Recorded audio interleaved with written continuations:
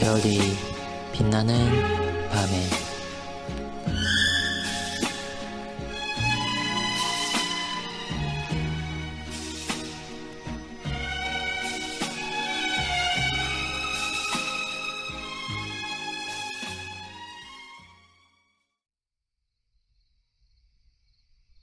(86문) 보이지 않는 교회의 지체들이 죽은 직후 그리스도와 더불어 누리는 영광의 교통이란 무엇입니까?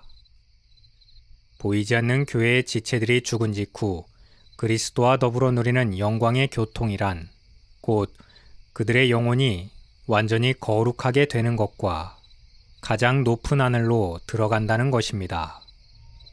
거기서 그들은 빛과 영광 중에 하나님의 얼굴을 바라보며 몸의 완전한 구속을 얻기까지 기다리면서 죽음 가운데에서도 그리스도와 연합이 지속되며 마지막 날에 영혼과 다시 연합할 때까지 침상과 같은 무덤에서 안식합니다.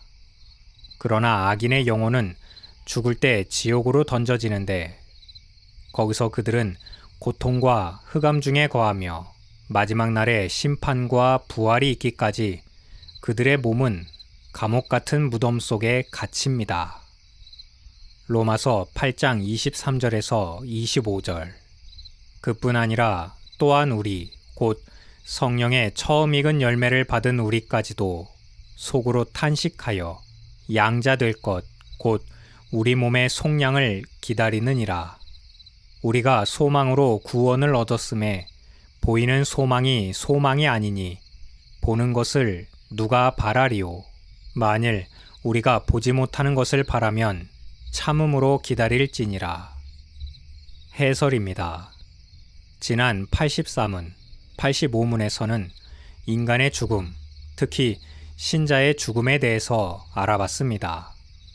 모든 사람이 한 번 죽는 것은 정해진 일이라는 것과 죽음이 쏘는 것과 영원한 저주의 선언이 가져오는 두려움에 대해서, 그러나 죽음조차도 신자들에게는 하나님의 크신 위로와 은혜의 손길이 담겨 있다는 사실을 배웠습니다. 이제 본 문답은 죽음 이후의 상태가 어떠한지 호기심을 가지고 덤벼들 때 자칫 공상과 헛된 교훈을 쫓다가 도리어 혼란에 빠지거나 믿음의 도리에서 벗어나는 일을 방지하기 위하여 제시되었습니다. 더욱이 우리가 안전하고 건전한 추론과 하나님의 말씀을 따라서 죽음 이후의 상태에 대해서 더 큰 소망과 위로를 얻도록 할 뿐만 아니라 악인들이 영원한 파멸의 고통을 겪게 되리란 사실을 통해서 우리가 이 세상에서 살아가는 동안에 삼가 조심하고 더욱 규모 있게 정돈할 것을 다짐하게 만들 것입니다. 우리는 앞서 배운 문답을 통해서 죽음이란 영혼과 육체를 소유한 한 인간에게서 분리현상, 즉 썩을 육체로부터 썩지 않을 영혼이 갈라지는 것임을 배웠습니다. 아담이 범죄했을 때 하나님께서 그들에게 내린 형벌은 죽음이었습니다. 처음 하나님께서 흙으로 사람의 몸을 지으시고 그 코에 생기를 불어넣으시니 사람이 생명이 되었다고 하신 선언에서 볼 때에 인간의 본질은 이렇듯 육과 영으로 이루어졌음을 성경은 밝히고 있습니다. 이러한 결합은 지상에서 보여주는 어떤 형태의 결합보다도 더 강력하며 존재에 있어서 본질적 성격을 갖는다는 점에서 특별한 결합이라고 할 수 있습니다.